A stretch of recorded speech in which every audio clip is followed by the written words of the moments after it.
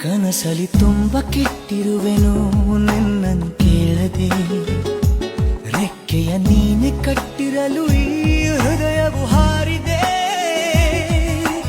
ನನ್ನ ಕೌತುಕ ಒಂದೊಂದೇ ಹೇಳಬೇಕು, ಆಲಿಸುವಾಗ ನೋಡು ನನ್ನನ್ನೇ ಸಾಕು.